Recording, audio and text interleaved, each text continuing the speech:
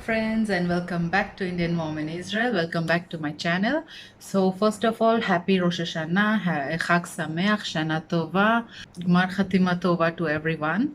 So today I'm going to show you the Sandan recipe. Sandan is kind of mini semolina cakes that we Jewish people traditionally make for Kippur. When we break the fast, we have it for breaking the fast, as well as puris like the gujia.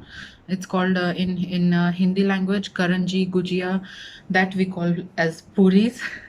Many other things as well. There's batata vada, there's samosas, like other stuff as well, naan khatai. But puri and sandan is the traditional that's going on for generations. So this recipe actually is going to be in 3 languages. Yes, Hindi, English, and Hebrew, because there are so many demands and so many requests for this recipe. And this recipe is actually from my in-laws side. It's my husband's auntie, Nora Bastekar.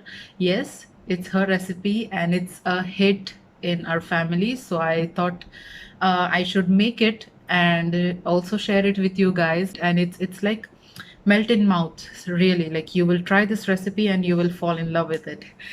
Now this quantity, it will make approximately 60 to 70 sandan. If you're making it in an idli stand, then it will make even more. It all depends on how your batter rises and how big the pot is that you're going to make it into. So let's start. So guys, these are the ingredients that we will need to make the mixture of sandan. Now here I have taken 1 kg rava semolina, 1 kg sugar, white sugar. You can use any, it doesn't matter. 300 grams of coconut. Now this one is the desiccated coconut. This is the only one we get here. If you get fresh ones, then it's even more better. Then here I have 200 grams of maida, plain flour. Salt we will use as per taste, approximately 1 to 1.5 teaspoons of salt. And this is pink in color because this is Himalayan salt. Elaichi powder, cardamom powder, and melted butter. Now here I'm using parve, like non-dairy butter, because we will be eating this also with meat. Then here I have taken lukewarm water. It's 1 liter of lukewarm water. Lukewarm is something that you're able to dip your finger in the water. Then here I have taken 50 grams of dry yeast. This is instant dry yeast. And some dry fruits. I have taken almonds and pistachios. Now almonds, I actually had this machine to make these thin flakes kind of, so it's even better. And all these ingredients, you must weigh them, so I've used this kitchen scale, and that's it. So these are the ingredients that we will be using. You can even use oil instead of melted butter. Now I have used here the coconut butter, 200 grams, and another 100 grams of normal non-dairy butter. You can even use oil, because as it is we are going to use this melted butter, so it doesn't matter. And this is the big vessel tub I'm going to mix this mixture into, because this mixture we are going to keep it overnight, and it will rise. You don't know how much it will rise because there's yeast that's going to go into this. So I'm using this big tub just to be sure that it will not overflow. And that's it. So we are going to now mix all these ingredients at once and just let it sit overnight to rise. Oh, I also forgot 7 eggs, so yes, I will be also adding 7 eggs to this. Let's start. So friends, here you can see we have 7 eggs, and first you need to beat the eggs. And once the eggs are well beaten, we will add in our salt. I am adding a 1.5 teaspoon of salt. The reason I am adding it now is I don't want later on to the salt to get in contact with the yeast, because salt will kill the yeast and the batter won't rise. So that's the reason I added salt now. And now I'm adding rest of the ingredients one by one. So I added semolina, sugar, and now goes the coconut and maida, the all-purpose flour.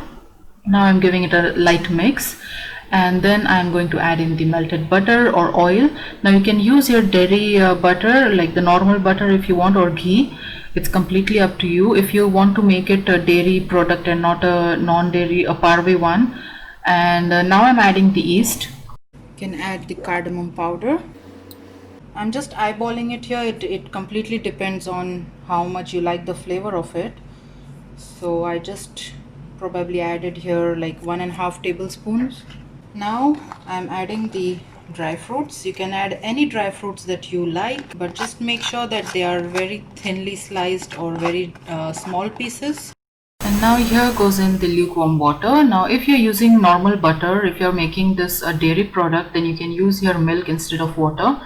And we will mix it very nicely, making sure there are no lumps. You can use a hand or any other spatula that you want. I find this whisker very easy to mix, and it will also break all the lumps. But just make sure that you're mixing it very thoroughly, very nicely from the bottom. Scratch it from all the sides and make it a very even and smooth batter. The batter right now looks very good, but later on if we need, we can add some more water. So we will keep this to rest for overnight.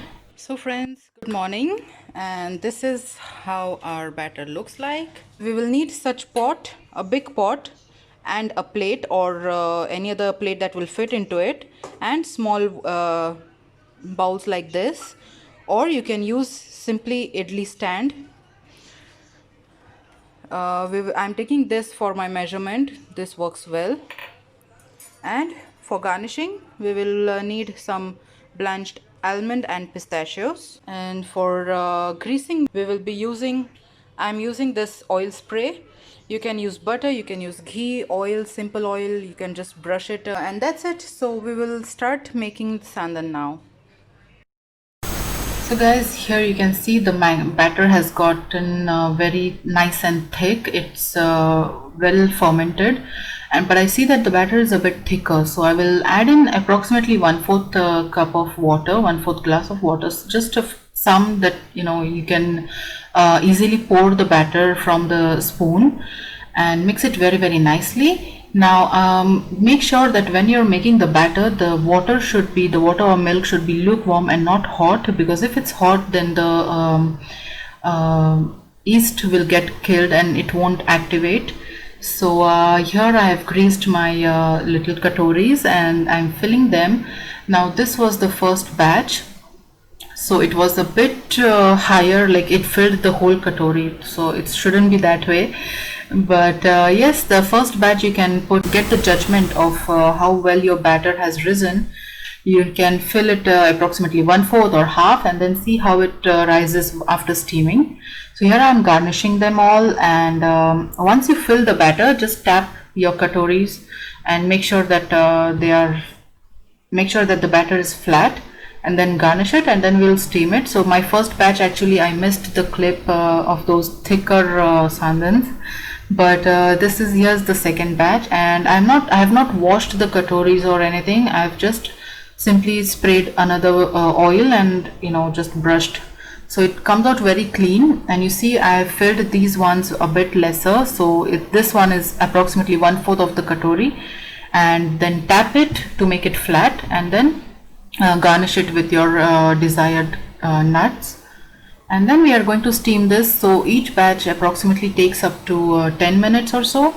It really depends on how thick you fill your sandan to. So this is the way I am arranging the katoris into the pot. So it shouldn't be falling on top of each other while steaming or while covering it. So now we will let this one steam for 10 minutes.